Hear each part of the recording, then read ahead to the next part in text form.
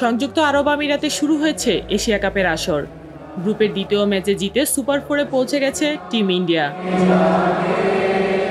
22 গজে বিধ্বস্ত পাকিস্তানের সাথে ভারতের পার্থক্যটা যে ছিল আকাশ পাতাল, সেটা চোখে আঙুল দিয়ে দেখিয়ে দিল ভারত। রোববার ভারত পাকিস্তান ম্যাচে পাকিস্তানকে 7 উইকেটে হারালো ভারত।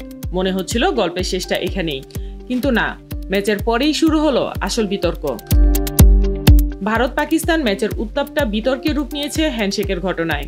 জয়ী হয়ে ড্রেসিং রুমের দিকে হাঁটা ধরলেন সূর্যকুমার যাদব ও শিবম দুবে, অথচ হাত মেলানোর জন্য অপেক্ষায় ছিলেন পাকিস্তানের ক্রিকেটাররা। তবে শেষ মুহূর্তে যা ঘটলো তাতে অনেক ক্রিকেট ফ্যানদেরই চোখ কপালে তুলল। অনেকে বলছেন এটা কি শুধুই ভারতীয়দের ভালো খেলা ও জয়ের অহংকার,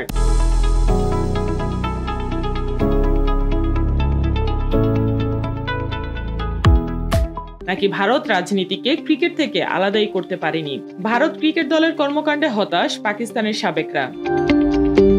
পাকিস্তানের সাবেক অধিনায়ক রশিদ লতিফ তো সামাজিক যোগাযোগ মাধ্যম এক্সে পোস্ট দিয়ে বিষয়টিকে আইসিসির নজরে আনার চেষ্টা করেছেন। তিনি লিখেছেন, হ্যাঁ, আপনারা ভারতীয় ক্রিকেট দল, আপনারা বিশ্বের সেরা দল, কিন্তু ম্যাচ শেষে হাত মেলাননি। এটা আপনাদের আসল রূপ প্রকাশ পেয়েছে। পাকিস্তানি ক্রিকেটাররা অপেক্ষা করছিল, কিন্তু ভারতীয় ক্রিকেটাররা সরাসরি ড্রেসিং রুমে চলে যায়। ভারতীয় ক্রিকেটারদের এমন দাম্ভিক আচরণ দেখে ক্ষোভে ফেটে পড়েছেন পাকিস্তানের সাবেকরা।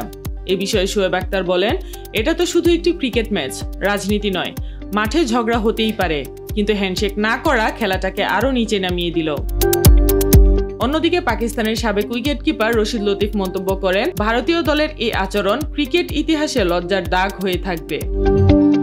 সাইমা আক্তার, নিরপেক্ষ।